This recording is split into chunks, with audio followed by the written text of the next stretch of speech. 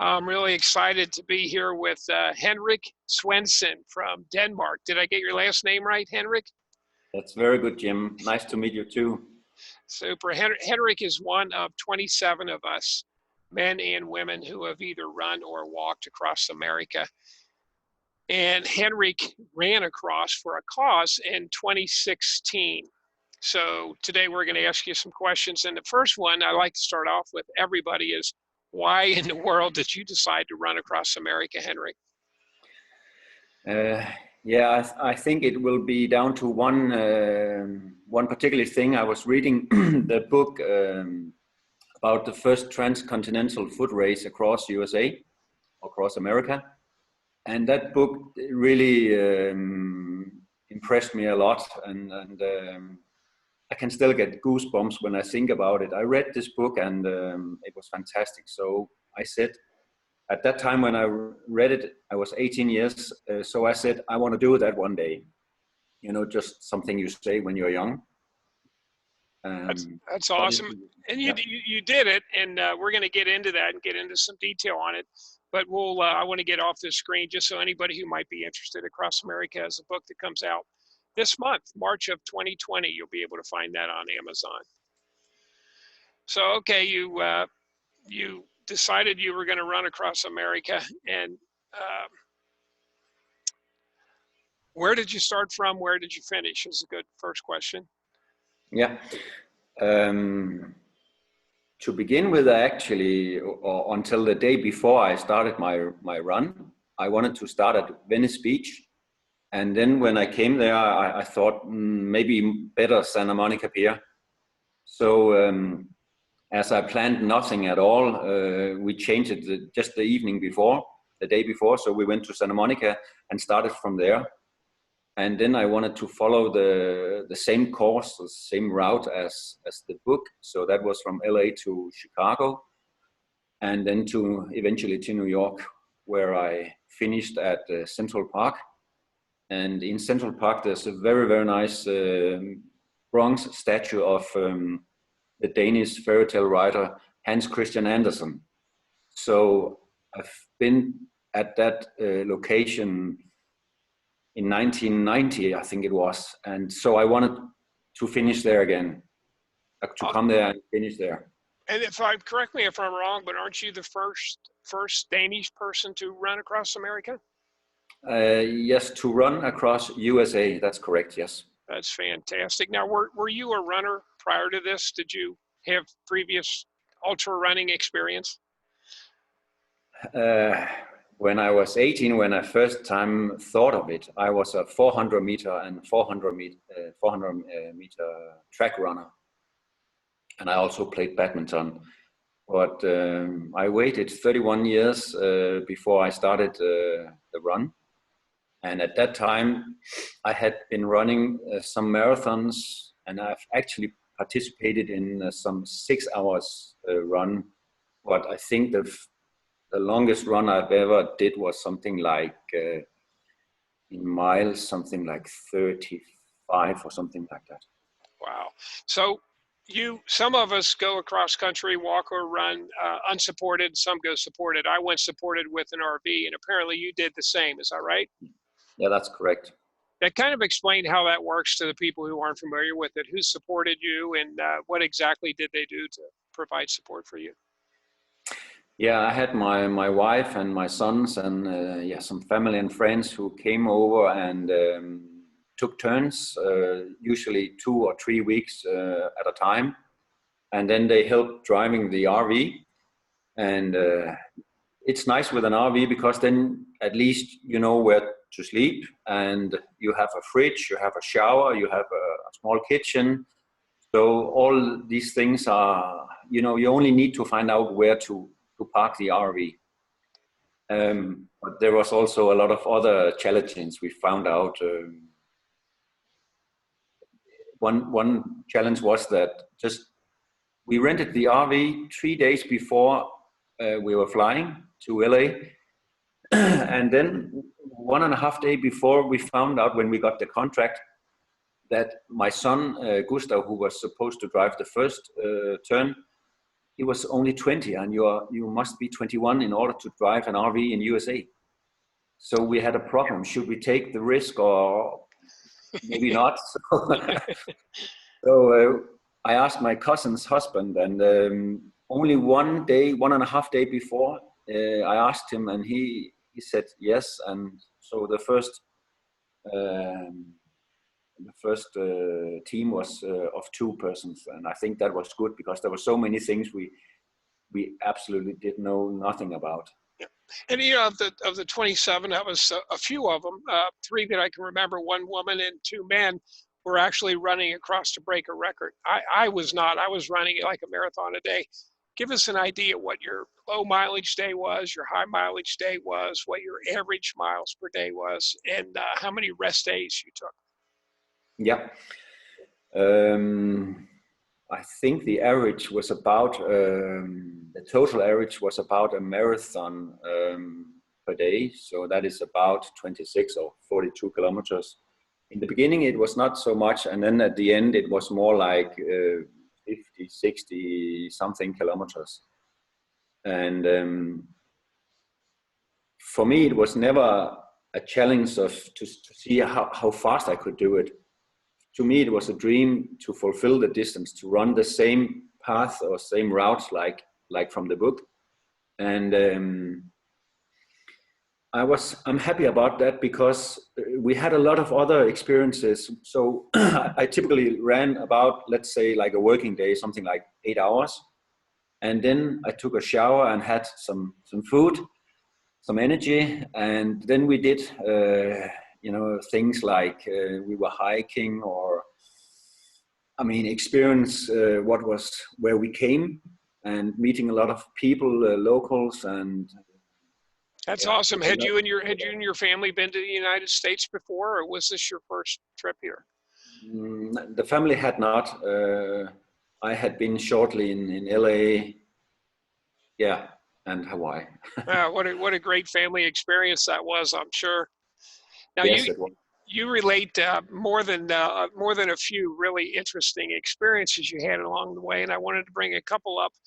Apparently, you took on a taco challenge. And I can't believe the amount of food that was. Explain where that was and how much food you actually ate. Now, as you ask me, I cannot remember how big it was, but it was very, very big. It was something like it was over 6 pounds, because I read your chapter this morning. Okay. Over 6 pounds. I know that they said that only 1 out of really a lot have done it before, and you had only 1 hour. And the other guy, he did it in 59 minutes. And before I saw it, I did it in 47 or 48 minutes. And well, I was full, but I could eat more. Only an ultra runner can understand that. What state did that happen in, Henrik? It was in Arizona. It was on Route 66.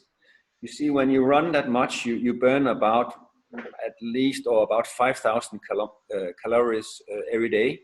So you can eat and you can eat a lot, and you need also to eat a lot. So yeah, I did so. Incredible. And another experience that sticks out in my mind is you actually got hit by a vehicle. Tell us about that and where that was. That was in Oklahoma, and the pickup trucks you have nowadays, they are really huge. The side mirrors are extremely huge also. And there was it was a place at Route 66, which was not very wide. I think when, like in 1926, when it was built, I think it was not very wide. So 2 cars overtook a 3rd car, and number 2 car did not see me. And I just saw it at a split of a second, and I threw myself away, but it still hit my shoulder and my arm, and it happened so fast. So no serious injuries. You didn't end up going to the hospital, or you didn't? No, not for that reason. There was actually, now when we speak about it, there was another incident where there was one driver, he deliberately tried to how do you say, to run me down or to run into me by the car, but I had to flee up a hill, so it was quite scary too. Yeah, no, a lot of people think we're crazy for doing this, and we do have to realize that there is a lot of danger in running across America. A fellow runner who has a chapter in the book, Nick Ashiel, got hit 3 years ago. I'm sure you're familiar with him, and he ended up spending like 6 months, and he had 6 months Yeah, in the hospital. He had 15 operations. yeah, Another runner that we were just talking about last night, Joe Bell. I don't know if you're familiar with Joe, but he was walking across America for his son. And it's a great story. They're making a movie out of it. And Joe actually did get killed from a truck driver who fell asleep. yeah. And I would imagine that you, like me, and like most runners, always run towards traffic. Is that correct? Run facing traffic? Yeah, that's correct. So I can see the cars coming towards me. Yeah. And I would also say that the traffic or humans is by far the most dangerous thing by walking or running across America. But also being a Dane, Denmark is a very nice garden, and we have absolutely no dangerous animals, and we have no catastrophes or no danger at all. So first time when you see mountain lions, and then you you Yeah. can get a little nervous. Yeah. Well, And I related a couple of the incidents, from your book. But what sticks out in your mind as your favorite day or your favorite experience or your favorite state? And also what sticks out as the low point, like maybe when you wanted to quit or. I never wanted to quit. Each morning was fantastic to me because me, I was living my dream. I have been dreaming about this. So I had a lot of motivation each and every day. And so it was easy for me because, when it's a dream, then it is easy. And I think when we speak about a dream or motivation, if you want something, there are different layers. You can either you would like to do something or you want to do something, or the highest level is a dream. So if it's a dream to you, it's easy, or it's at least more easy. So every day was like a present to me. It was like unwrapping a new day. What would I see? Who would I meet? All the experience to come. So it was fantastic. It was really, yeah, naturally the run of my life. But I had a high motivation every day. Still, of course, you need to keep up. I would say physically it was not that tough. You build on the mileage in the beginning, but mentally that is the most difficult one because you need to keep being there and focus on what you do. And and then one thing which was a low for me was, I think, of course, when my wife went home and also the others, the crew, the members who helped me, the supporters, they went home and I should stay there, and I was alone only for a day, but I mean, it was something you thought about. Mm-hmm. Well, what would you say to men or women who are thinking about walking or running across the country? What advice would you give someone who's thinking about doing it and is somewhat leery because of safety reasons or time reasons or whatever?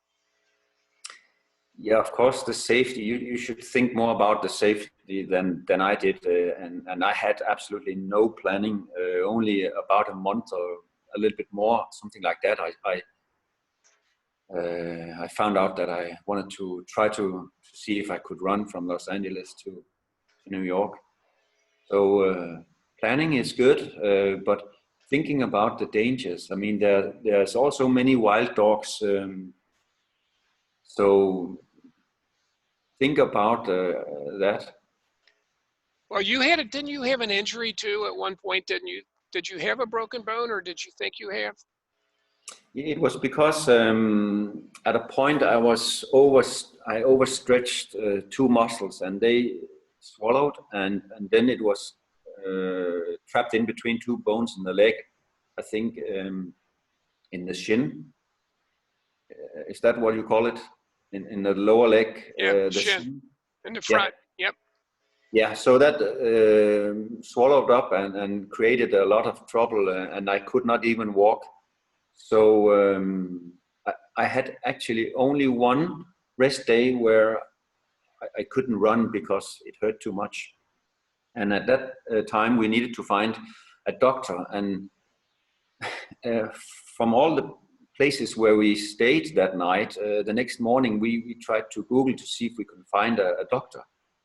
And my wife said, there's one nearby here, and that I think is a really good place to go. So I went in there, and it was a clinic, Osso or Calvin something in Oklahoma City, and they are specialists. In fact, they take care of the injuries of the wrestling team, the American wrestling team. And Dr. Tom, as I call him, he is also the medical doctor of Oklahoma Memorial City Marathon, and he has seen, I don't know, hundreds of severe injuries, running injuries during the last 30 years. So I stopped about half a mile from his clinic. It was. How fortunate is that to run into a doctor that has experience with marathoners? So I don't believe it was a coincidence, but so he did a fantastic job. He changed the angle I was running, and he put in a support in my running shoes, and he tied the laces in a different way, so I could run again. And he did a miracle. Yeah, that's truly amazing. it was. Well, I'll tell you what, I'm thankful to him. We're all thrilled that you're part of the book, and we love having a runner from Denmark, especially since you're the first runner from Denmark to run across America. So have you kept up your running after? Yeah, in 2016, I actually covered the same distance when I came home, so 10,000 kilometers. So that is the same as running back to Los Angeles again from New York. Wow. I had a knee operation just 1 year before I ran, and now I just had one again, but I ran 20,000 kilometers on the knee, so I hope it can do 20,000 kilometers more. Well, Henrik, your chapter has a lot of great experiences in it. It's a great addition to the book. I look forward to meeting you one day. Same to you. I look really much forward to meeting you and all the others. Let's hope we can do that. Yep. Here's the book, Across America on Foot. Be available on Amazon sometime, actually this month. Thanks, Henrik. Yeah.